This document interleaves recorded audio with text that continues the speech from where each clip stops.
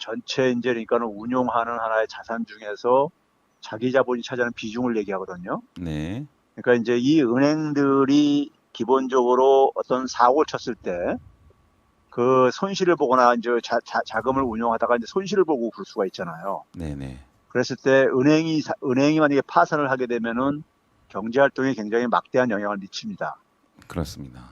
그렇게 되면은 그 막대한 피해를 막기 위해서 대개 이제 정부가 우리한테는 익숙한 것이 공적 자금 투입 같은 거 많이 하고 그랬었잖아요. 네. 정부가요. IMF 이제 때 이제 은행에 막히면 뭐 돈줄이 막힌 데서 이제 인간으로 치면 핏줄, 동맥경화다 뭐 이렇게 많이 표현하곤 맞습니다. 했었습니다. 예. 그래서 우리 뭐 저축은행 같은 경우도 우리가 과거 이명박 정부 때 보면 많이 하니까 우리가 뭐 파산한 거도 있었고 네. 그런 일이 있었는데 그때 이제마다 이제 공적 자금이 투입되고 이제 그러죠. 네네. 그걸 이제 방치할 수 없다 보니까요. 그러면 이제 그런 부분들은 결국은 이제 국민의 세금을 가지고 이제 은행을 구제를 하게 되는 거다 보니까는 예. 그거는 어떻게 보게 되면 바람직한 게 아니잖아요. 은행들이 이익을 볼 때는 은행들의 주주들이 그러니까는 그 이익을 나눠갔지 국민들한테 돌려주지는 않잖아요. 네. 그래서 이제 은행들도 이제 그러니까는 자기들이 영업을 하다가 손실을 보면은 자기들이 스스로 책임을 져야 되는 거죠. 네네. 그렇게 하기 위해서 충분히 적정한 그러니까 자기 자본을 이제 확보하고선 장사를 해라. 이제 이렇게 하는 게 자기 자본 비율이거든요. 네. 이제 이런 자기 자본 비율 같은 경우 처음 정하기 시작한 것이 1974년에요. 1974년에 이 그 국제결제은행 산하에 바젤 은행 감독위원회라는 게 만들어져요. 바젤 그래서 은행 감독. 감독위원회. 이게 네. 이제 전 세계 주요 이제 10개 중앙은행들이 총재들이 모여가지고 이제 만든 거였었어요. 예.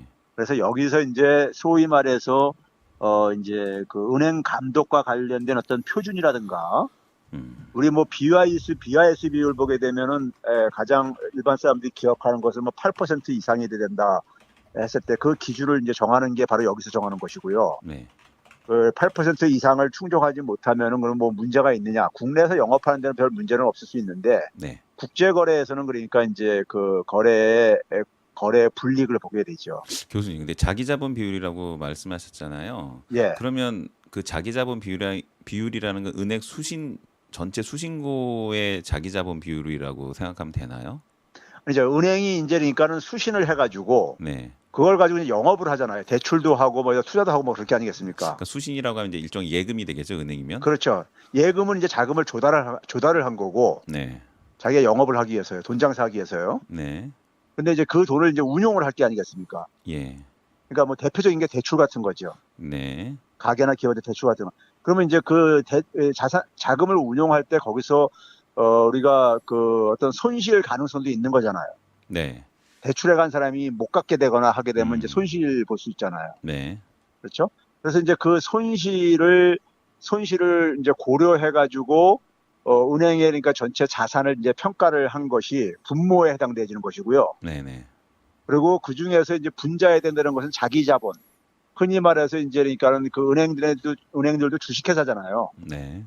주식회사들이 결국 주식회사들은 게 보면 주주들이 투자한 돈들이 이제 그러니까는 그 자기 자본금이잖아요. 네. 그렇죠? 그 자기 자본금이 차지하는 비중입니다. 그럼 이렇게 생각해도 되나요? 혹시 예금이 10,000원이 들어왔으면 예. 대출을 9,000원까지 할 수 있다면은 자기 자본 비율 10% 이렇게 해도 되나요?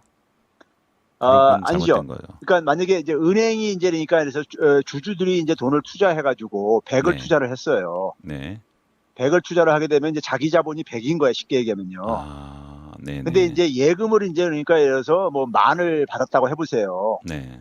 10,000을 받아가지고 이제 운용을 했는데 이제 그러니까 그걸 만약에 뭐 9,000을 하더라도 9,000을 했다고 해보세요. 만약에요. 예, 9천을 대출을 하면 예, 했는데 그 대출금이 다 그러니까 그 안전성에 있어서 차이가 있잖아요. 네네. 삼성전자한테 빌려준 돈은 그러니까 회수할 가능성이 높은 거고 네. 중소기업한테 한 것은 아무래도 그러니까 신용도가 떨어지니까 회수할 가능성이 낮고요. 네. 그러니까 위험이 차이가 있잖아요. 네네. 그러니까 그 위험치를 그러니까 그 이 소위 말해서 고려해 가지고 이 9천 나간 돈들에 있어서 그 부실화될 가능성, 그러니까 회수하지 못할 가능성이 있는 돈이 얼마나 정도 되느냐. 음, 이걸 계산을 해요. 그게 이제 분모에 해당되지는 거죠. 네네. 그러면 이제 분모라는 것은 기본적으로 이제 손실을 볼 가능성이 높은 이제 그러니까 그런 돈들인 거예요. 네. 그 돈들이 손실을 봤을 때 분자에 있는 자기 자본으로 처리하라 이거예요. 막으라 이거예요. 그렇죠. 그게 상식이죠. 예. 그래서 이제 그거를 일정 비율 이상만큼을 그러니까 확보하라 하는 요구한 게 이게 자기 자본 비율이에요. 손실금에 대한 아니, 예금에 대한 자기 자본 비율이라고 보면 되나요? 그러니까 손실 가능성이 있는 그러니까 그 이 자금들 중에서 자기 자본을 차지하는 비중이죠.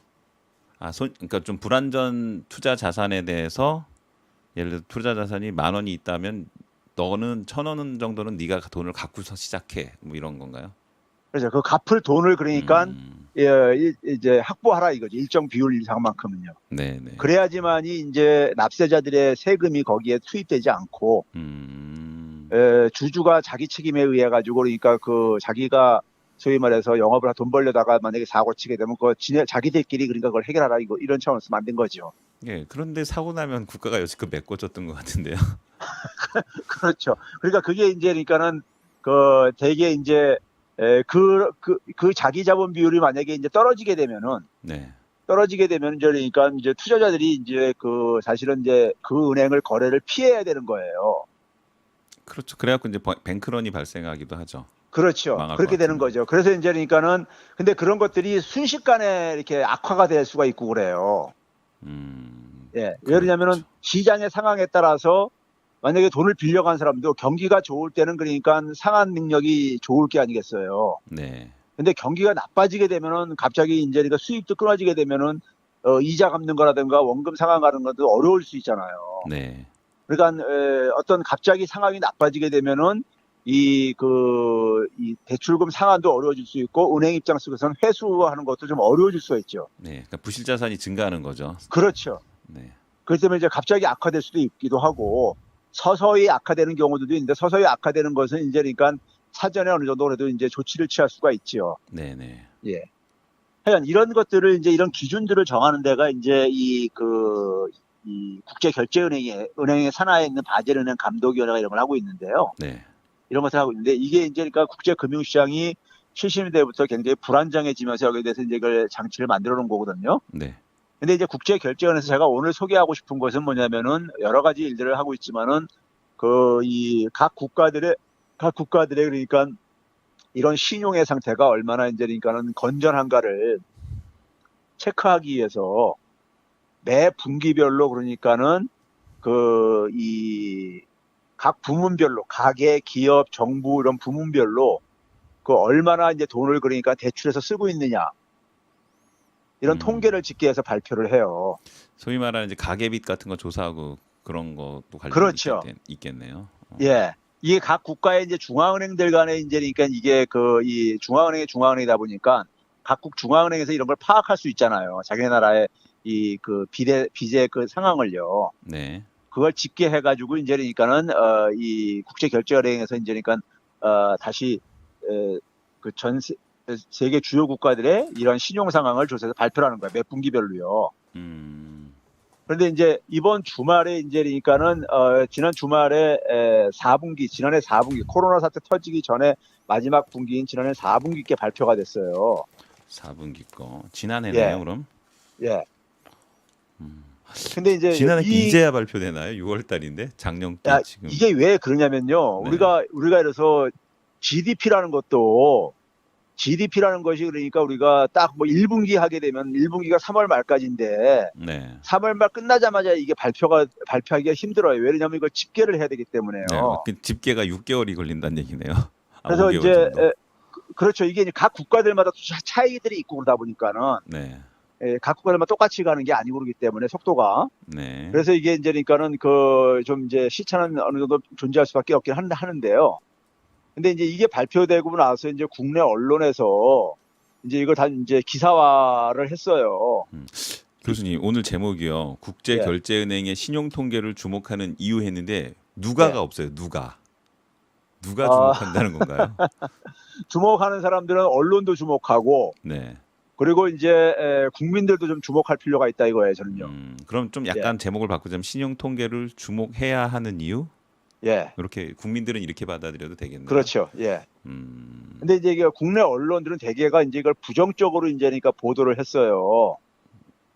그렇겠죠. 여지껏 예, 하는 걸로 예를 봐서는. 들면 이제 대표적인 게 뭐냐면 한국의 가계 빚이 눈덩이처럼 불고 있다. 네.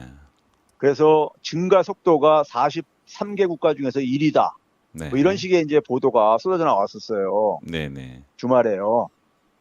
이제 그걸 이제 그러니까 그 내용을 좀 이제 제가 이제 설명드리기 위해서 오늘 저기 이 그 시간을 제가 음. 만든 거고요. 왠지 예측해 보면 또 숫자 갖고 장난을 쳤겠구나 이런 생각이 드네요. 뭐 숫자의 해석에 있어서 네, 숫자는 좀 이제 맞지만 숫자의 해석 갖고 장난을 친 거겠죠, 정확하게. 예, 네. 예. 그래서 이제 우리 같은 경우 보게 되면은 가계부채가 심각한 건 다들 알고 있잖아요. 네. 많이 상식적으로요. 네네. 그러니까 우리가 이제 부채라는 것은 소득 대비해서 부채가 의미가 있습니다. 절대적인 부채가 중요한 게 아니라요. 부채가 높아도 소득이 많으면 상관이 없는 거죠. 그렇죠. 그건 이제 상환 능력이 있는 거니까요. 소득이 높은 사람은 그만큼이요. 네네. 그래서 이제 우리나라 이제 전체를 이렇게 비교할 때 보면 그 나라 GDP하고 많이 이제 대비해서 이제 비교를 이 국제결제은행에서는 사용을 해요. 네. 뭐 우리나라 같은 경우는 이제 가처분 소득 대비 이렇게 가계의 가처분 소득 대비해서 비교도 하는 방법도 있는데 그 이제 나라별로 비교하다 보니까 GDP 대비로 해가지고 많이 비교를 해요. GDP도 한 나라 전체 소득이기 때문에요. 예. 그래서 이제 가계부채가 지난해 4분기에 우리나라가 95.5%로 이제 발표가 됐어요. 가계 부채가 95.5%. 예, 거의 100% 가까우고 있죠. 숫자만 보면 그렇죠? 굉장히 높은 것 같네요. 네. 예, 높지요. 실제적으로 높습니다. 네. 그리고 이제 그게 이제 지난해 3분기에 비해 가지고 한 1.6%포인트가 증가한 거예요. 그러니까 지난해 3분기에는 93.9%였었어요. 네, 93. 그러니까 이제 한 분기 만에 1.6%포인트가 증가한 건 많이 증가한 겁니다. 그렇습니까? 예, 증가한 거고 이게 그러니까 분명히 홍콩과 같이 공동 1위인 건 사실이에요. 네. 예, 이건 뭐 수치가 이제 그러니까 이건 하나 팩트니까요. 네. 예. 그러면 이제 여기서 이제 제가 이제 좀 이제 주목을 하고 싶은 것은 뭐냐면은 이제 우리가 가계부채를 얘기할 때 GDP 분의 가계부채액이란 말이에요. 네. 가계부채액인데 그러면 이제 그러니까 우리가 왜 증가했느냐 이걸 좀 이제 우리가 좀 이제 관심을 가져야 되는 거죠. 관심을 가져야 되는데 그 분모나 분자가 다 같이 증가할 가능성이 높은 거예요. 일반적으로요. 예? GDP도 되게 이제 이게 명목 GDP이기 때문에 되게 플러스 값으로 계속 증가하는 게 일반적인 거고요. 네. 예, 그다음에 이제 분자에 있는 그러니까 가계 부채액 절대액도 줄어들기 잘 쉽지 않다 보니까 되게 증가를 한단 말이에요. 네네. 그러면 이제 두 개의 증가 속도가 어느 게 더 빠르냐에 따라서 이제 그러니까 이 값이 분수값이 결정되지죠. 가계 부채의 비율은요. 네. 분모의 증가 속도하고 분자의 증가 속도하고요. 네네. 그렇죠? 경제 성장을 많이 하면 비율이 떨어질 거고 경제 성장을 잘 못하면 비율이 좀 올라가겠네요. 그렇죠. 우리나라 같은 경우 보게 되면 지난해 4분기에 보게 되면은 이 GDP가 0.7%만 증가를 했어요. 근데 이제 가계부채에서 많이 이제 그 증가시키는 게 주택담보대출 같은 경우인데 그게 최고겠죠. 네. 예. 근데 이제 그 가계부채는 한 1.6%가 증가했고요. 지난해 4분기에요. 네. 주택담보대출이 한 1.7%가 증가했어요. 그러니까 주택담보대출이 주도를 한 거예요. 예, 우리 최근에 이제 부동산 이 논란도 있고 그러듯이요. 네. 그러니까 이제 분모는 이제 그 한 나라 전체의 소득에 해당되지는 GDP는 0.7%가 증가한 반면에 분자는 그러니까 한 1.6% 정도 증가했으니까는 자연히 그러니까 이게 부채 비율은 증가할 수밖에 없죠. 네. 예, 증가할 수밖에 없는데 자 그렇다면 이제 그러니까 우리가 여기서 이제 그러니까 우리가 그 이제 분자에 해당되지는 거 이제 주로 이제 주택담보대출이 이제 끌고 갔다 이렇게 제가 이제 얘기를 했는데 분모를 좀 주목할 필요가 있다 이거예요. 경제 성장, GDP 성장이겠네요. 예. 근데 GDP 성장률이 이제 그러니까 떨어졌는데 우리나라 같은 경우 보게 되면은 그 국가 부채 비율이요. 지난해 4분기에 보게 되면요. 네. 우리나라는 1.4%포인트가 줄어들었어요. 41.0%였는데 39.6%로 1.4%포인트가 줄어들었어요.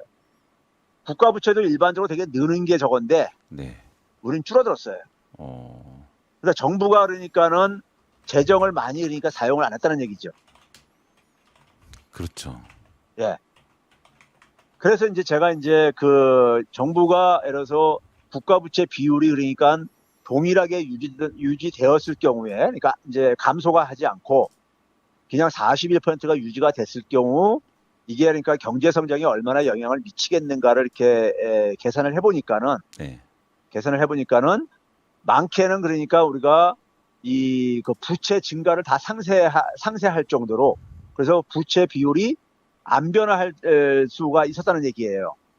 국가 부채가 그러니까 비율이 그대로 일정하게 유지가 됐으면요. 떨어지지 네네. 않고. 아, 그러니까 정부가 돈을 안 썼기 때문에, 정부가 돈을 안 쓰고 정부가 오히려 그러니까는 부채를 상환하는 데 쓴다거나 돈을 안 썼기 때문에 대신 가계 부채가, 그러니까 이 가계의 부채 비중이 증가한 거라 이거예요. 가계에서 벌어들인 소득이 실질적으로 마이너스가 일어난 게 아니라 정부의 부채가 늘어났기 때문에, 줄어들어가지고. 줄어들었기 때문에. 예. 음, 정부가 그러니까는 정부가 돈을 안 쓰면요. 긴축을 했기 때문에 그럴 거군요. 그렇죠. 정부가 돈을 안 쓰게 되면 결국 가게가 쓸 수밖에 없잖아요. 가게나 기업이 쓸 수밖에 없는 거란 말이에요. 네네. 근데 가게는 그러니까 쓸 여력이 없으면은 그러니까는 미래 소득인 부채를 이제 빚을 땡겨서 쓰게 되는 거죠. 갑자기 재난 기본 소득이 확 생각나네요. 이렇게라도 예. 써가지고 만들었으면 더 좋았. 이렇게 되는 그렇죠. 거구나. 그러니까 사실상 그러니까 우리나라는 정부 부채가 굉장히 낮은 나라란 말이에요. 네. 낮은 나라면은 정부가 돈을 써야 되고 가계 부채는 굉장히 높은 나라란 말이에요. 우리나라는요. 근데 이렇게 여쭤봐도 되나요? 우리나라가 개인 부채, 그러니까 가계 부채가 높은 이유는 정부가 너무 긴축적으로 재정을 해왔기 때문에 이렇게 된 것도 원인이라고 볼 수 있나요? 그 부분도 일정한 요인이 있죠.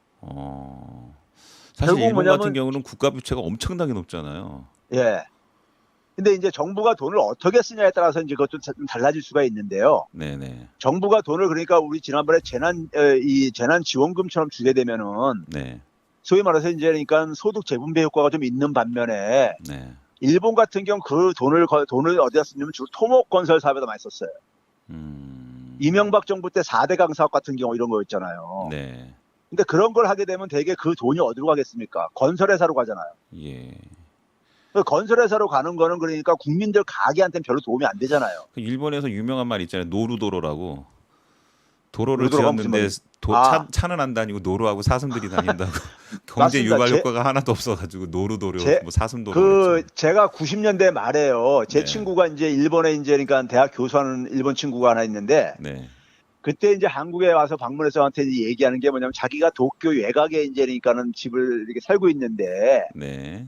그 외곽에 이제 그러니까는 거기에 이제 비포장, 자기는 일부러 이제 그러니까 좀 바깥에 나가서 살고 싶고, 도쿄도 집값이 비싼 것도 있지만은 네. 좀 이제 외곽에서 이제 그러니까 전원 생활 좀 하고 싶어가지고 살고 있는데, 그 자기 집 앞에가 이제 비포장 도로라는 거예요. 네. 근데 그걸 알고선 그래도 이제 다니는 데는 별 어려움이 없다는 거예요. 네네. 근데 어느 날 우리나라로는 구청이죠. 구청에서 나와가지고 네. 집 앞에까지 도로를 깔아주겠다 하더래요. 고맙기는 한데 예. 그러니까 그런 데다가 돈을 쓴 거예요. 한 가정을 위해서 도로를 집 앞까지 깔아준다. 오. 예. 그러니까 이제 그런 데다가 이제 그러니까 자기가 생각할 때는 그럴 필요 없다고, 안 해도 된다고, 그래도 네. 불구하고 그냥 깔아주겠다는 데라는 거예요. 우리 옛날에 보게 되면은, 연말에 보게 되면 막 이 도로에 있는 그러니까 보도블록 뜯어붙이죠. 보도블록 막 이렇게 까부수고 다시 교체하고 이런 거 가끔 보잖아요. 예. 그 연말까지 이제 그 예산을 집행해야지만이 예산 삭감이 안 되거든요. 그 다음에요. 네. 그래서 공무원들이 막 이제 집행을 해요. 서둘러서요. 예? 근데 이제 그렇게 하다 보면 되게 이제 그 지역사회 속에서 그런 이제 사업을 하시는 분들은 이제 혜택을 보죠.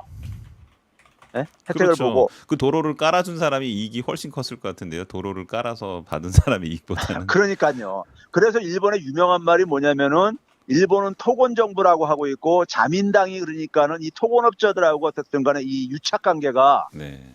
그게 이제 그러니까 부패에 굉장히 사슬이 되고 있고, 자민당 장기 집권에 그 정치 자금을 댄 게 바로 토건업자들이란 말을 우리가 흔히 얘기할 정도로, 그게 이제 일본의 90년대 장기 불황 속에서 그 토건 사업에다가 투입을 해가지고 국가 부채가 급증을 해요. 그게 별로 경제를 회복하는 데 별로 도움이 안 돼주고요. 이제 그런 데다가 쓰게 되면 이제 그러니까 그건 굉장히 비효율적으로 사용을 하는 거죠.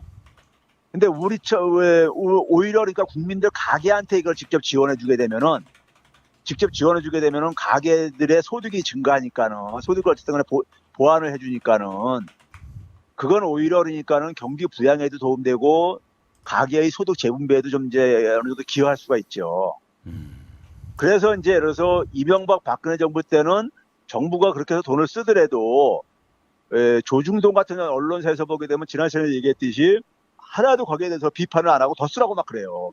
네. 이명박 때는 더 쓰라고 하고 예, 그때 왜 그러냐면요. 그랬던 것들이.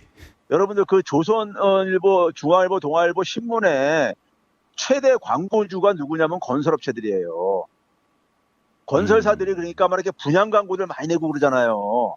그렇죠. 예, 그래서 삽지 광고도 엄청나게 많고. 네. 건설업체들이 굉장히 중요한 광고주예요. 예, 건설업체들이 많이 돈을 벌어야지 이 언론사들도 그 떡고물이 그러니까 이게 저기 떨어지고 그러는 거고. 네. 그러니까 그 건설사라든가 기업체한테 돈을 쓰는 거에 대해서는 언론사에서 트집을 안 잡아요. 네? 그렇겠네요. 그러니까 사실 건설회사, 그러니까 아파트 분양 광고 같은 경우는 단위가 워낙 크니까 예, 광고 하나를 따와도 그냥 금액들이 엄청나게 단위들이 크죠. 그렇죠. 광고 받기가 아주 좋죠. 근데 이게 이제 그러니까 가게한테 돈을 주면은 그냥 뭐 그 돈 얼마 쓴 걸 가지고 난리를 피잖아요. 네. 중동에서. 예, 그게 이제 자기들하고는 관계가 없으니까 그런 거예요, 그게요. 그렇죠. 정부가 기업에다가 돈을 안 쓰고 가게에다 돈을 쓰면 예. 가게 한마디로 국민들이 신문에다 광고 내진 않죠. 그리고 이 사람들은 기본적으로 제가 볼 때는요, 우리 조선시대 때 보게 되면은 양반들이 그러니까 그 노비라든가 뭐 소위 말해서 자기가 좀 몸종으로 종으로 거느리는 사람들한테는 그냥 최소한의 먹을 것만 주면 되지. 예, 이 사람들한테 그러니까 너무 많이 주게 되면은 딴 생각이나 하고 해가지고 가는 그런 사고 방식이 지금도 그대로 있는 거예요. 제가 볼 때는요. 그러니까 참 이상한 게 기업에다 돈 줄 때는 뭐라고 안 하는데 왜 국민한테 돈 줄 때는 자꾸 뭐 도덕적 해이니 뭐 이런 얘기를 하는지. 그러니까 기업한테 주게 되면 자기들한테도 그게 온다 이거예요. 예? 그러니까 이 정부의 재정이라는 것은 공적 자원이잖아요. 이거를 결국은 누가 먹느냐 이것을 누가 이걸 나눠 가질 것이냐. 이 문제에 굉장히 이해관계가 첨예한 거예요. 그러니까 국민들한테 주는 거는 그 꼴을 못 보는 거죠, 그러니까요. 네. 예? 그러니까 이제 정부가 이제 그러니까 돈을 이제 그러니까 어떻게 쓰냐에 따라서도 이제 그러니까는 경제에 도움이 될 수도 있고, 뭐 이명박 정부 때는 그러니까 4대 감사합 해가지고 뭐 국민한테 오는 혜택이 있습니까? 그거 가지고요, 그러니까요.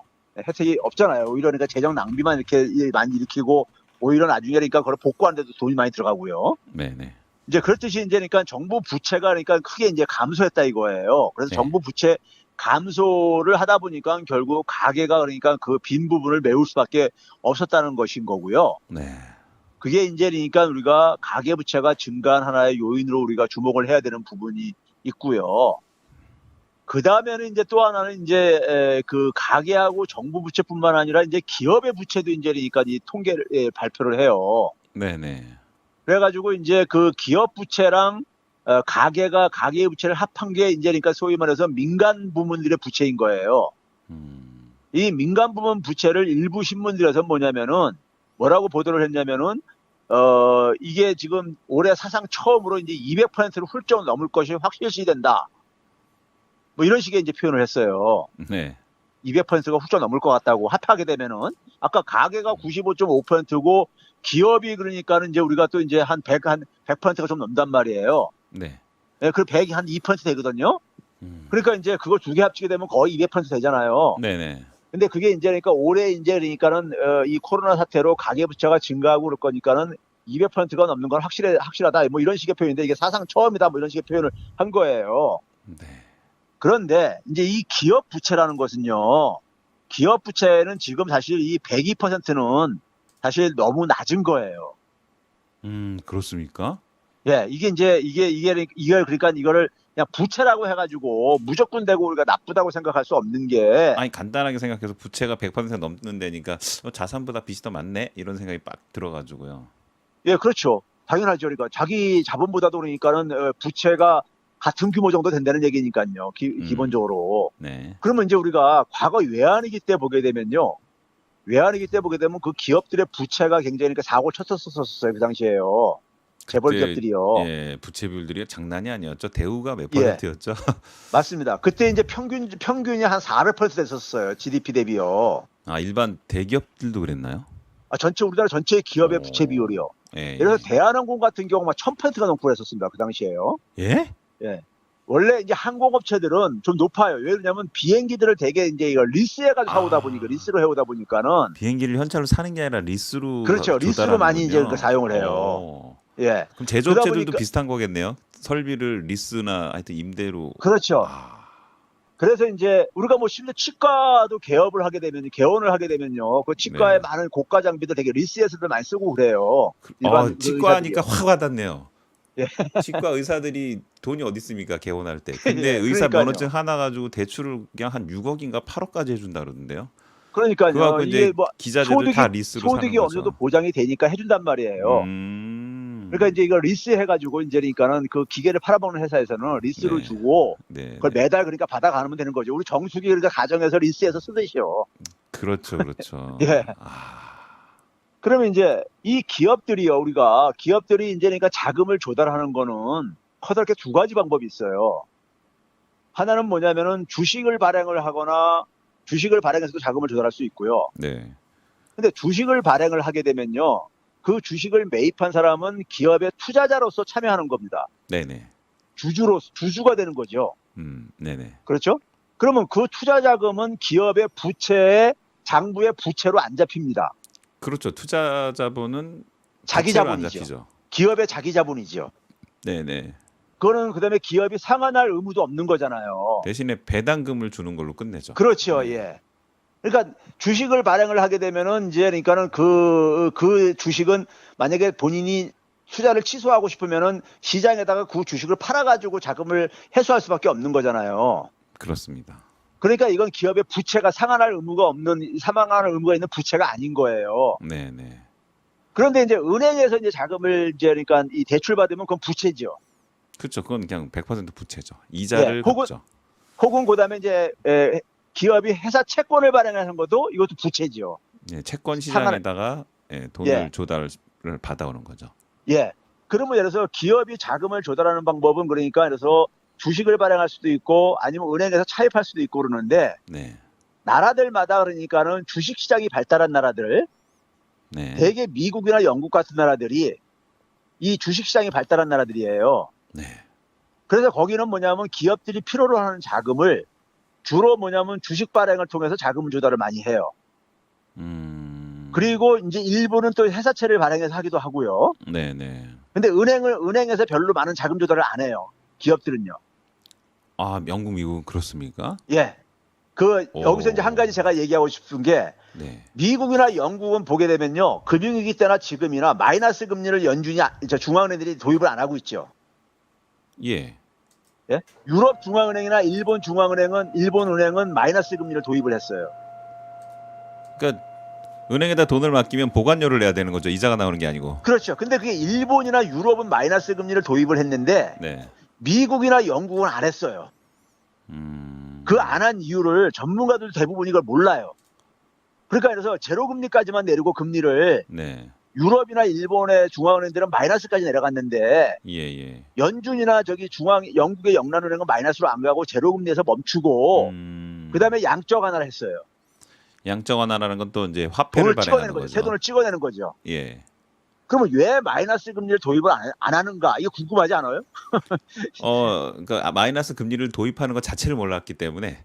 예. 네, 유럽이나 이유를 알 저기 수가 일본, 없죠. 유럽이나 일본은 유럽 국가들도 많이 마이너스 금리 도입한 나라들이 있어요.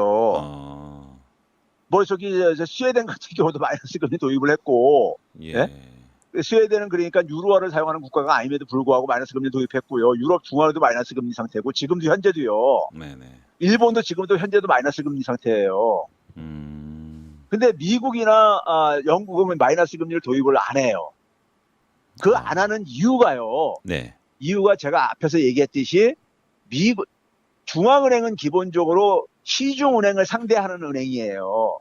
그렇죠. 한국은행은 국민은행하고 신한은행 뭐 이런 신한은행 이런 데를 시중은행들을 상대하는 거래하지 거예요. 국민하고 거래하지는 않죠. 일반 그렇죠. 대중하고는. 그러면은 기업들이 있잖아요. 네. 기업들이 은행을 통해서 자금을 조달하는 나라들. 예.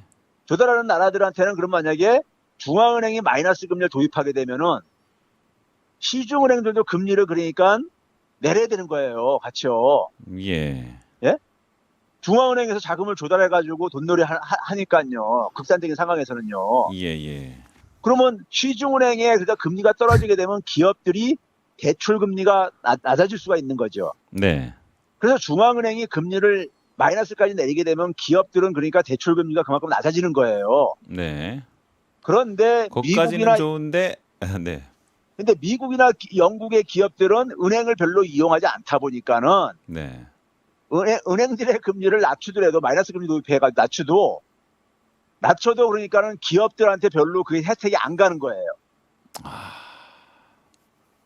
자금 조달을 주식시장에서 하기 때문에. 예.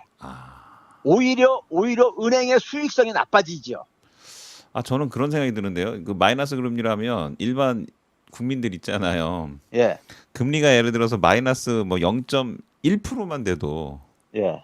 예금 금리가 마이너스 0.1이 되면 돈이 막 다 빠져나가 버릴 것 같은데요. 그러니까요. 그러니까 이제 큰일 이게 나겠는데. 은행들의 금리가 낮아지게 되면은 네. 은행들의 수익성이 나빠져요.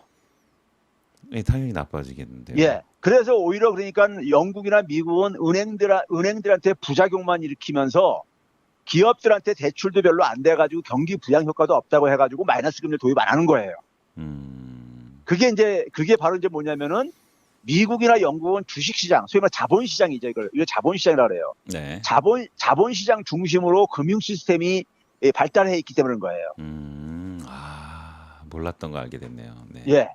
그래서 이제 반면에 이제 그러니까 주식시장이 발달이 좀 안 된 나라들, 자본시장이 발달이 좀 안 된 나라들 같은 경우, 이제 은행을 통해서 이제 그러니까는 이 자금 조달 문제를 그러니까 해당했던 나라들은 되게 이제 은행이 중요한 역할을 한단 말이에요. 대표적으로는 뭐 독일, 그러니까 제조업 기반의 유럽 국가들은 거의 은행으로 자본 맞습니다. 조달하나요?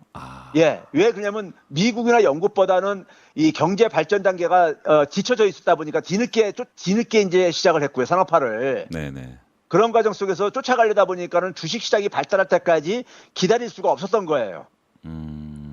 자본시장이 그냥 하루아침에 뚝딱 만들어지는 게 아니거든요. 그렇죠. 그리고 영국 같은 경우는 동인도 회사가 1600년대부터 만들어져가지고 쭉 하면서 이게 주식시장이 발달을 했단 말이에요. 예. 근데 이제 뒤늦게 이제 산업화를 한 나라들은 후발 국가들은 유럽 국가들은 이제 그걸 빨리 쫓아가려다 보니까 은행을 통해서 이제 그 자금 조달 문제를 해결을 한 거예요. 일본도 마찬가지고요. 기업들이 이제 계속 성장하려고 그러면 돈이 계속 필요하고 투자가 계속 필요한데 거기에 대한 자금 조달을 은행을 통해서 조달을 했다. 그렇죠. 그러면 이제 우리가 그래서 한 나라 경제가 성장을 한다는 얘기는 기업이 투자를 많이 한다는 얘기거든요. 네네. 기업이 투자를 많이 한다는 얘기는 투자 자금을 그러니까 많이 조달했다는 얘기잖아요. 네네. 투자 자금을 조달을 은행에서 하게 되면은 부채 비율은 높아질 수밖에 없죠. 네. 그래서 부채 비율이 높은 게 기분 나쁜 게 아니라 이거예요. 자연스러운 거군요. 예. 그래서 이번에 국제결제은행에서 발표한 그러니까 기업 부채 비율을 보게 되면요. 예. 아르헨티나가 14.3%뿐이 안 돼요. 우리나라는 부채 비율이요? 102%인데. 아르헨티나가요? 예. 별로 기업 안 부채 좋은 비율이요. 나라인데. 아르헨티나가 얼마 전에요. 네. 최근에 IMF 디폴트 선언하고서는 네. 그 자기들이 외화 빌려 쓴 돈의 네. 이자가 한 9억 달러인데 그걸 갚을 돈이 없어가지고 예. 파산 신청한 나라예요. 최근에. 예. 그런데 이 나라의 기업 부채 비율이 14%뿐이 안 된다 이거예요. 그러니까 기업 부채 비율이 낮다고 해서 좋다고 좋은 게 아니라는 거죠. 해석하면 안 되겠군요. 예. 그러니까 뭐 콜롬비아 같은 경우도 34%뿐이 안 되고, 예? 되게 이 낮은 나라들이 되게 보게 되면은 경제가 활력이 없는 나라들이에요. 그렇구나. 기업들이 투자를 안 했다는 얘기거든요. 그러니까. 예? 그래서 기업 부채 비율이 너무 낮다고 해서 좋은 게 아니라 이거예요. 양면성이 있다 이거예요. 한마디로 경제의 역동성이 없는 경제가 죽어 있는 경제라고 봐야겠군요. 그러면. 그렇죠. 그래서 기업의 부채 비율이 너무 높으면 이제 그러니까는 그거를 갑자기 그 경제가 안 좋았을 때 상환을 못할 가능성이 있잖아요. 네네. 그래가지고 이제 유동성 위기에 이제 빠질 수가 있고 우리 외환위기 때 같은 게 그런 상황인 거예요. 그렇죠. 예. 그런데 너무 낮으면 경쟁력 약화에 직면하는 거예요. 투자를 안 하니까 투자 안 한다는 얘기니까요. 네네. 그래서 우리가 되게 일반적으로 이제 그러니까 기업의 부채 비율이라는 것은 네. 우리나라도 보게 되면요. 상장 기업들이 상장하지 않은 기업들보다 부채 비율이 훨씬 높습니다. 다시요. 상장 기업들 있잖아요. 상장 기업이요. 예. 주식시장에 거기 주식시장에서 상장돼 있는 거래를 하는. 기업들이요. 네. 예. 그 기업들의 부채 비율이 네. 그 기업들의 부채 비율은 지금 평균 보게 되면은 1000개 상장사 기업들의 부채 비율은 한 174% 정도 돼요. 네. 근데 근데 상장 안 하는 회사는 전체 기업 부채는 102%뿐이 안 되니까는 비상장 기업은 100% 훨씬 안 된다는 얘기죠. 이게 평균이니까요. 그러네요. 예. 상장을 안 하는 회사들은 자산 건전성이 어떻게 되면 숫자로만 지금 더 훨씬 좋은 거네요. 그렇죠. 그러니까 이게 이제 그러니까 너무 낮아도 안 좋은 거고요. 그런 거구나. 그래서 우리가 되게 보게 되면은 이 되게 기업들의 부채 비율이 한 300% 정도까지는 괜찮다 이렇게 보고 그래요. 유럽에 그러니까 뭐 소위 말해 선진국이라고 하는 프랑스, 독일 이런 기업들 대개 한 300% 돼요. 그렇습니까? 저기 북유럽 국가들 있죠. 예. 스웨덴 뭐 네덜란드, 덴마크 이런 나라들이요. 핀란드 이런 나라들은 한 500% 됩니다. 스웨덴 하니까 갑자기 발렌베리가 생각나네요. 그렇죠. 거기도 예. 부채 비율이 막 엄청 거기도 높겠네요. 부채 비율이 거기는 한 500% 되고 그랬었어요.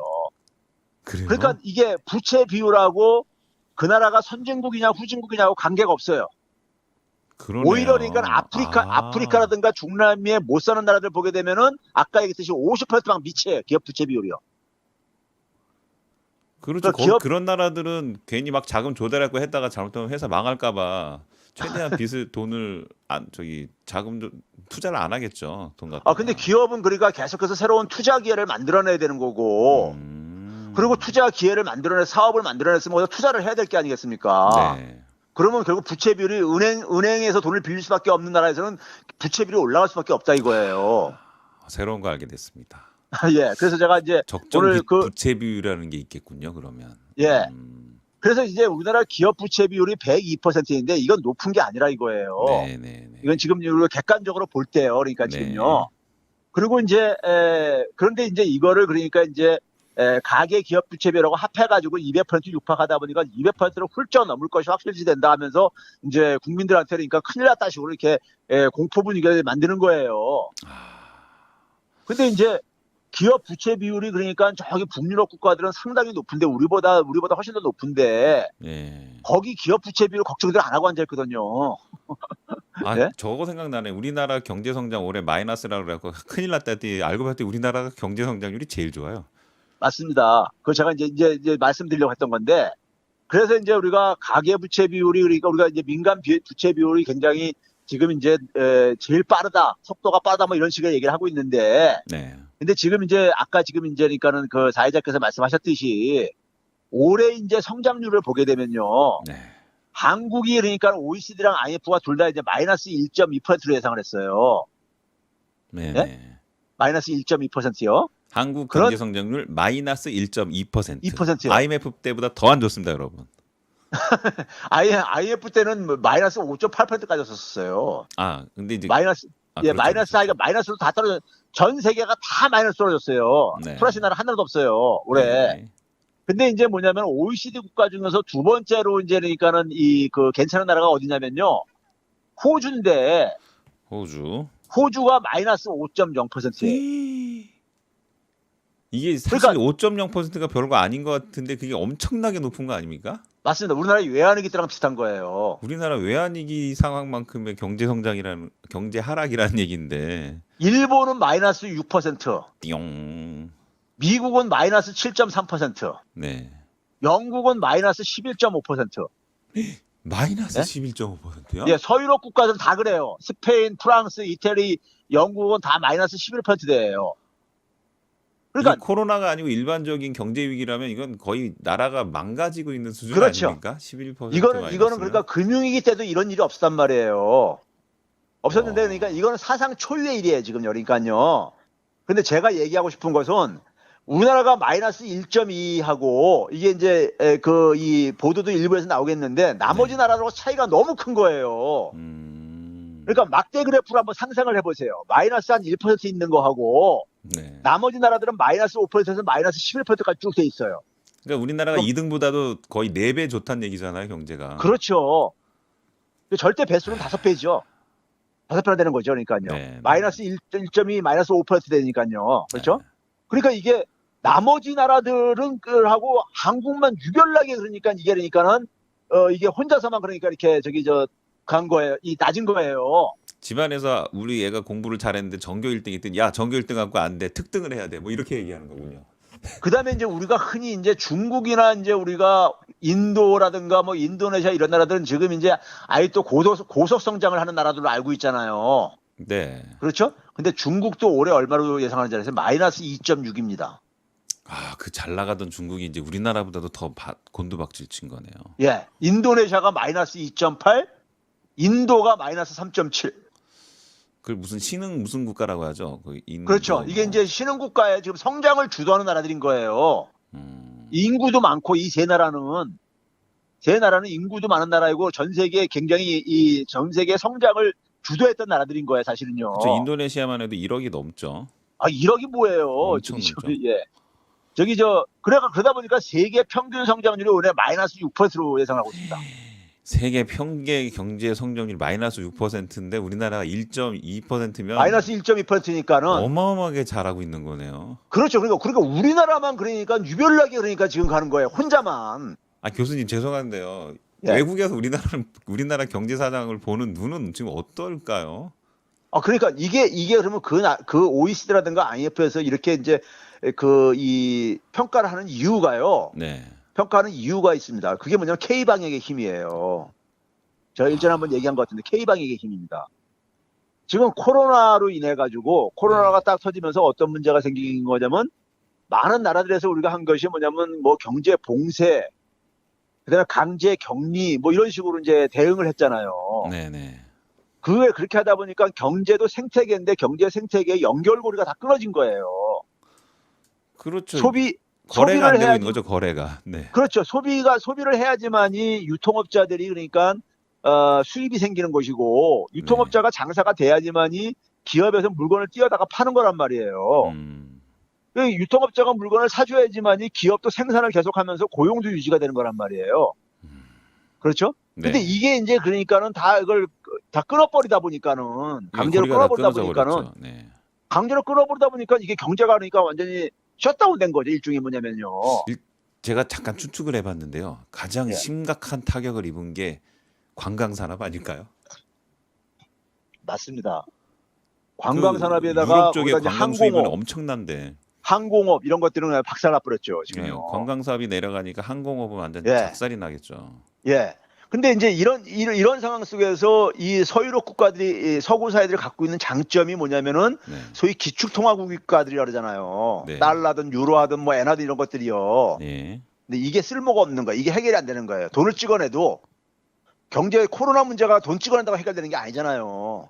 그렇죠. 이거는 그러니까 유동성 뭐랄까 유통 흐름이 없어지니까 돈을 그렇죠. 경제 활동이 순환이 안 돼서 생기는 문제인 건데. 이렇게 해야 되겠는데 아프리카에다가 돈을 갖다 줘야겠는데요. 그냥 거기서 수입하라고. 그러다 보니까 선진 국가들이 그러니까 이렇게 다 맥을 묻히고 다 이렇게 이게 다 붕괴되고 있는 거예요. 근데 우리는 어떻게 했습니까? 우리는 뭐냐면은 해외 입국하는 사람들 봉쇄도 안 했잖아요. 네. 그리고 뭐냐면은 국민들한테 그러니까는 스스로 그러니까 알아서 좀 이제니까는 이 사회적 거리두기라든가 생활 방역이라든가 이런 방식으로 자발적으로 좀 그러니까 이 확산을 방지하도록 노력해 주되 어떤 활동을 그러니까 강제로 금지시키고 그러지 않았잖아요. 네. 그러니까 타격이 경제 생태계의 파괴가 그러니까 상대로 적었던 거예요. 네? 네.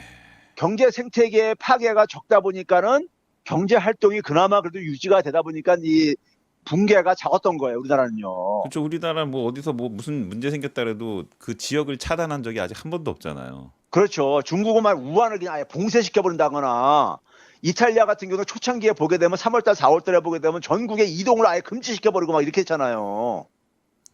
그렇죠. 그 버스 타고 못 들어가는 거네요. 그러면. 그렇죠. 전국을 아예 이탈리아, 스페인들이 한때 그랬단 말이에요. 최근에 이제 풀었고 그랬지만은 그럼 최근에 시내버스는 푸니까 운영되는데 시외버스는 정지되겠네요. 예. 참. 그것도 이제 그러니까는 최소한만 그러니까 이제 이 필요한 사람만 그것도 이제 경찰들이 다 이제 그러니까 조사하면서 네. 최소한만 이동하게 하고 다 강제로 격리시키고 그랬단 말이에요. 유럽 같은 경우들이요. 네네. 그러다가 최근에 풀었죠. 경제가 막 붕괴되고 그러니까는. 그러다 보니까 지금 2차 확산 문제가 또 이제 불거지는 거예요. 그렇죠? 예, 예. 그런 상황이다 보니까 우리나라가 경제 성장률이 어쨌든 간에 가장 지금 어쨌든 간에 낮은 거예요. 이게 예국에서 볼 때는요. 이게 그러니까 소위 말해서 K방역의 힘인 거예요. 소위 말해서 이게 그러니까요. 그렇구나. 예? 예. 그러면 이 성장률이 이렇게 낮게 떨어진다는 얘기는 아까 우리가 가계부채 비율이 뭐라 했었어요? GDP분의 가계부채 얘기를 했었어요. 그렇죠? 네네. 그러면 GDP가 만약에 10% 떨어지는 나라하고 우리나라처럼 1% 떨어지는 나라하고 하게 되면 분모가 둘 다 감소하는 거잖아요. 네네. 감소하게 되면 부채액이 증가하지 않더라도 가계부채 비율은 증가하는 거잖아요. 네, 액은 증가하지 않아도 비율은 증가하죠. 비율은 증가하죠. 근데 네. 1%를 떨어진 나라하고 마이너스 1% 나라하고 마이너스 10% 나라하고 어느 나라가 가계부채 비율이 많이 증가하냐고요. 마이너스 10%인 나라잖아요. 그렇군요. 분모가 많이 떨어지니까요. 네네. 그래서 올해는 우리나라가 가계부채 비율 증가 속도가 가장 낮은 나라가 될 거다. 저는 거꾸로. 예? 그렇겠네요. 예, 성장률 타격이 제일 작으니까는. 예? 아, 그렇죠? 네. 이해되시죠? 아니 여러모로 이렇게 들어보면요, 우리나라가 전 세계적으로 경제 상황은 제일 좋은 상황 아닌가요? 이렇게 해석이 되네요, 갑자기. 그렇죠. 우리가 지금 굉장히 수출이 지금 안 좋다 그러잖아요. 네. 수출이 안 좋다 그러는데 사실 보게 되면은 우리가 수출에 대한 의존도가 높은 나라가 선진 국가 중에서 네네. 일본과 독일이 그래요. 네, 일본, 독일은 뭐 거의 수출 의존. 일본과 독일이 그러는데 우리나라 수출 감소율보다 일본과 독일이 훨씬 높아요. 그죠. 거기 수출을 워낙 많이 하던 나라였으니까 이런 사태 아니 많이 하는 걸 떠나서 거기는 국경을 봉쇄해 버렸잖아요. 그리고 뭐냐면 국내도 막 봉쇄하고 국내도 강제 격리하고 그러다 보니까는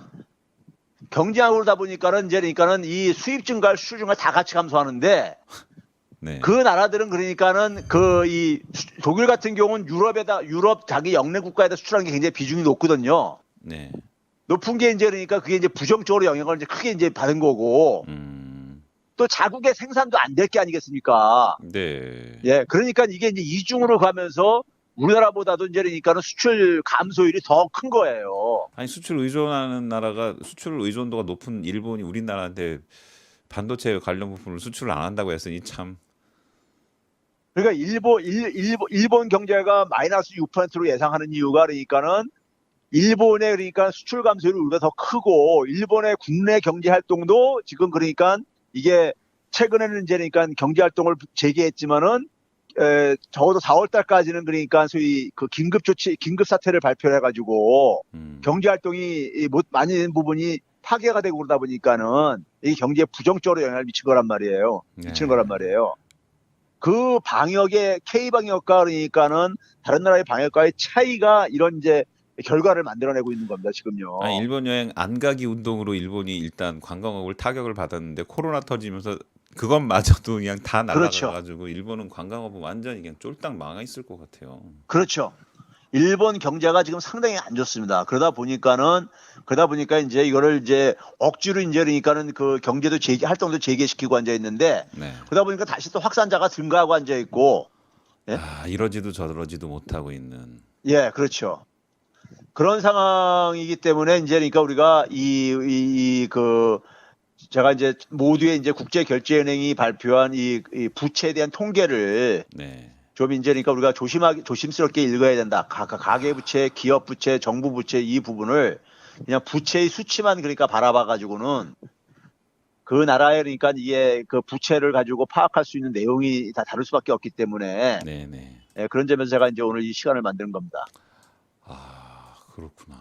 그러면 만약에 국제결제은행이 그냥 통계치만 발표하지 말고요 순위까지 발표했으면 되게 좋았겠다는 생각이 드네요. 이런 데 나라들은 이제 그러니까 가능한 한 이제 가치 판단은 이제 그러니까는 유보를 하죠. 유보를 하고 이제 그건 이제 각 나라들에서 그 수출 가지고 알아서 정책들을 이제 가라고 하고 있고. 네. 근데 오늘 이제 그 간밤에 또 하나 재밌는 이제 통계가 하나 발표됐어요. 무디스라는 우리가 국제 신용평가사 있잖아요. 3대 신용평가사 중에 하나는요. 네, 무디스, 무, 스탠다드 앤 푸어스. 예, 네. 그리고 피치사 이렇게 해가지고 3대 평가사잖아요. 네. 근데 이 무디스가 이제 뭐냐면 올해 이제 그러니까는 그 각 국가들의 부채가 어느 정도 증가할 것인가를 이 전망치를 발표를 했어요. 네. 근데 국가 부채가 우리나라 지금 어느 정도 작년에 비해서 어느 정도 증가했는지 아세요? 우리 지난번에 2차 추경까지 했잖아요, 지금요. 3차는 아직 국회에서 통과가 안 되고 있잖아요. 예, 예. 2차 추경까지 해가지고 국가 부채 비율이 41%예요. 국가 부채 비율 41%. 예. 작년에 4분기에 39.5%였었으니까는 그게 이제 41.4%를 반올리면서 41%라고 이제 대통령이 발표를 한 건데, 네. 한 2%포인트도 이제 증가를 안 한 거예요. 작년 말에 비해서요. 네. 근데 미국, 제일 먼저 간 게, 일본하고 영국하고 이탈리아는요, 네. 올해 국가 부채 비율이 무디스가 발표한 게 25%포인트나 상승할 걸로 치겠어요. 우리나라는 2% 살짝 안 2%포인트, 되는데 2%포인트도 안 되는데, 예? 우리나라의 여기는 10배가 25%. 넘네요. 우리나라 국내에서요, 올해 최악으로, 네. 그건 제가 볼 때는 계산 방식에 있어서 굉장히 과장된 저 방식인데, 예를 들어서 야당의 추경호 의원 같은 경우가 자기 기준으로 그러니까 자의적으로 해석을 해가지고 최대로 구한 것이 올해 그러니까 한 44%까지 올라갈 것이다. 이렇게 얘기를 한단 말이에요. 예? 44%까지 올라가도 그러니까 한 5%. 올해 5% 정도 올라가는 거란 말이에요. 예. 근데 옆에 나라인 일본이나 이탈리아나 영국 같은 나라들은 25%포인트가 상승할 걸로 무디스가 발표했단 말이에요. 네. 그리고 나머지 미국, 프랑스, 스페인, 캐나다, 뉴질랜드 이런 나라들도 20%포인트 이상. 예? 지금 현재 그러니까 우리 계산으로 치면 10배. 그러니까 우리가 만약에 20%가 증가한다는 얘기는 60%까지 올라간다는 얘기예요. 40%에서 60%까지요. 우리나라가요. 20% 올리려면 추경 예산을 지금 얼마를 더 편성해야 되나요? 자, 우리나라가 좋은 질문 하셨어요. 우리나라가 GDP가 작년 기준으로 해가지고 1914조입니다. 네.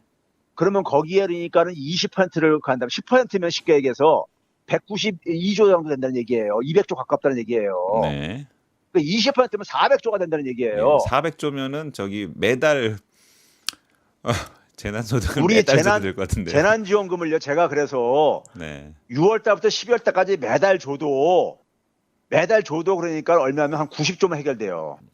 매달 줘도 얼마 정도요? 예. 매일? 그러니까 지난번에 5월 달 준 만큼을 매달 줘도 한 사람당 20만 원씩 전 국민한테 줘도 네. 예?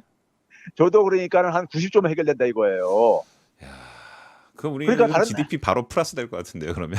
그렇죠. 플러스 그 정도면 플러스 확 뛰어넘죠. 그래서 부채 비율도 그러니까 분모가 커지기 때문에 부채 비율이 그러니까 20%가 증가하는 게 아니에요. 예? 그렇겠구나. 예. 왜냐하면 그러니까 GDP가 같이 올라가겠군요. 그렇죠. 같이 올라가기 때문에 부채 비율은 떨어진다고요. 예? 그러니까 그래서 제가 이제 뭐냐면 이럴 때는 그러니까 정부가 가게가 돈을 쓰게 지원을 해주면은 예? 가게가 돈을 써주게 하는 게 가장 이 가계 부채 비율을 막는 방법이라 이거예요. GDP를 늘리는 방법이. 근데 가게가 돈을 안 쓰게 되면 GDP가 폭락한단 말이에요. 유럽이나 이런 김경수 지사 나라처럼. 얘기가 딱 생각나는데요. 국가가 빚을 안 지면 국민이 대신 빚을 지게 된다. 국민이 빚을 지게 되면 국민이 소비를 못 하잖아요. 네. 소비를 못 하게 되면 경제 활동도 안 좋으니까 분모인 GDP도 떨어지고 그다음에 분자인 빚도 증가하니까는 부채 비율은 더 증가하죠. 네. 그러니까 이거를 제가 볼 때 야당에 그러니까는 많은 그 전문가들이 제가 볼 때 다 모른다고 생각 안 해요. 근데 문제는 뭐냐면 이렇게 하게 되면 내년도 정도에 이제 뭐라고 얘기하겠어요. 정부가 경제도 못 살리고 부채는 부채대로 폭등하고 뭐 이런 식으로 공격할 게 아니겠습니까? 네. 예? 지금 이걸 기대하고 있는 거예요. 제가 볼 때는요. 경제 폭망설 소위 말해서 예? 경제 폭망했다. 예? 경제도 이게 성장률도 그러니까 이게 추락을 하고 그래서 가계 부채도 폭증하고 그렇다고 해서 가계 부채가 뭐 감소한 것도 아니고 예? 이런 식의 이제 그러니까는 이 논리를 이제 주장을 이제 할 수가 있는 거죠 만약에. 근데 이게 지금 대외적으로랑 비교해 보더라도 옆에 나라인 일본이 그러니까 25%포인트 증가하는 거 가지고 한마디도 안 하는 사람들이. 아, 옛날에는 뭐 일본을 배워라, 미국을 배워라, 독일을 배워라 그러니까 그랬는데 말이에요. 지금은 그 예. 나라들이 다 우리나라를 배우고 있지 않습니까, 지금? 아니, 그러니까 그 나라보다 지금 그러니까 우리는 10분의 1 내지 그러니까 한 뭐 12, 300분의 1 정도뿐이 지금 저기 안 쓰고 앉아 있는 걸 가지고 그것도 지금 그러니까 돈을 많이 쓰고 앉아 있다고 지금 막 이제 공격하고 있는 거 아니에요, 지금요. 네, 네, 그러니까 이게 얼마나 그러니까는 그 해외에서 볼 때는 네. 저 이 소위 말해서 코미디라고 제가 볼 때 이거 코미디라고 할 수 있죠. 그러네요. 쟤네들은 참 진짜 별거 걱정 다 하고 앉았다 이렇게 얘기할 게 아니겠습니까?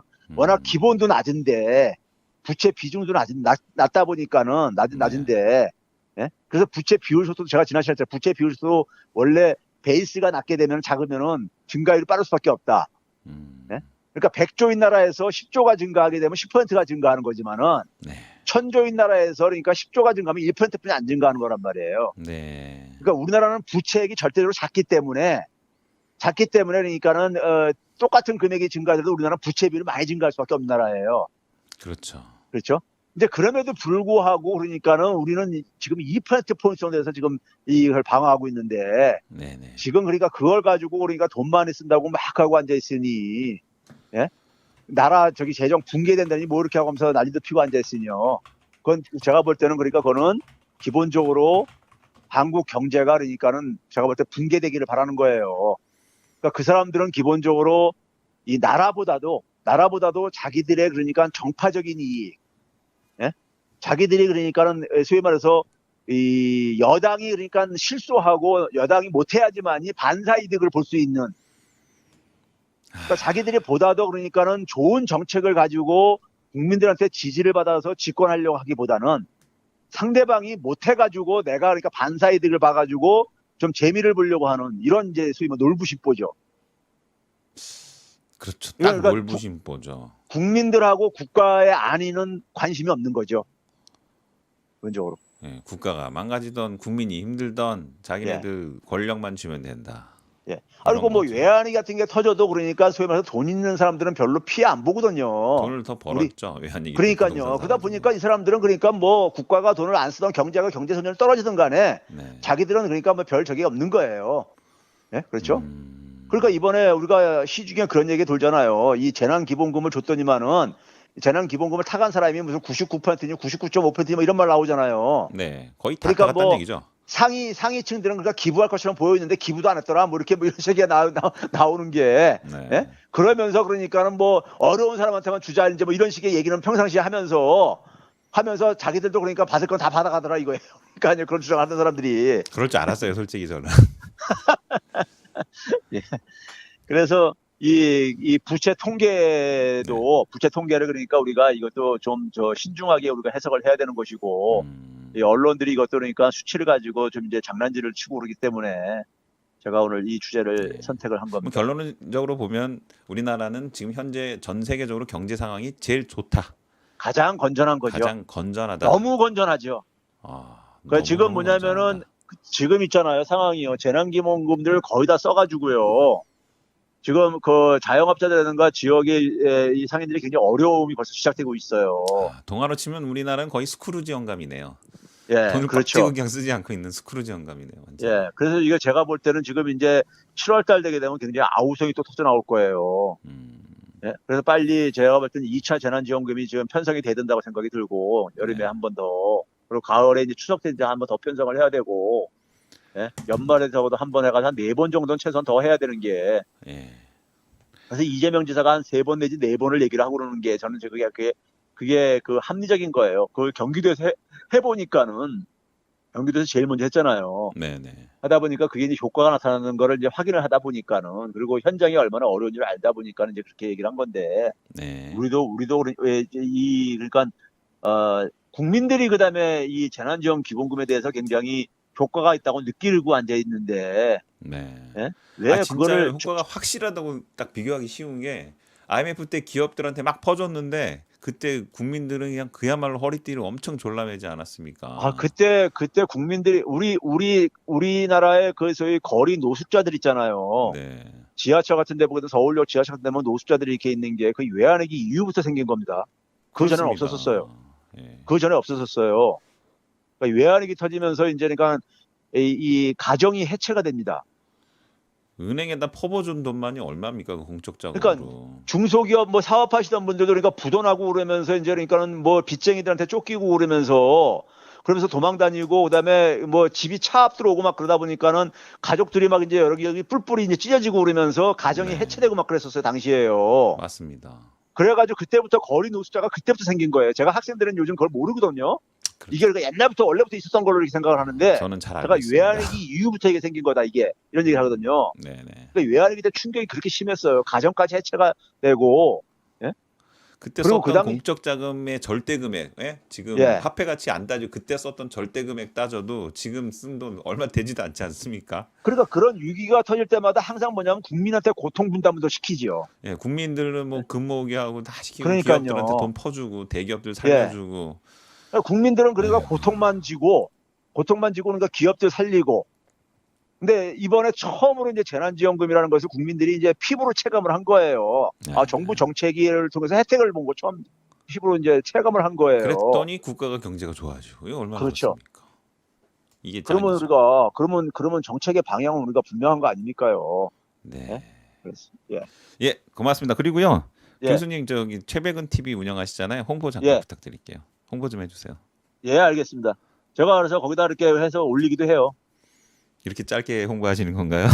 아니요. 네, 뭐 더 여러분 오래 저기 저기 최백은 홍보해달라고요? 교수님도 개인적으로 유튜브 운영하고 계시고요. 예. 오늘 이 내용 아, 말고 예, 예. 예, 많은 최백은 TV 강의, 많이 좀 구독해주세요. 거기 저기 제가 방송에서 하지 못하는 얘기들 네, 이런 것들 많이 좋은 콘텐츠들 많이 공급하고 있으니까요. 네, 최백은 TV를 많이 구독해 주시면 도움이 될 겁니다. 특히 자녀들 키우는 분들한테는 좋은 콘텐츠들 많이 있습니다. 그런 것 같습니다. 자, 예. 자녀들에게 경제학 공부는 최백은 TV를 시청해라. 이렇게 얘기하면 예. 될 것 같습니다. 교수님 네, 오늘 고맙습니다.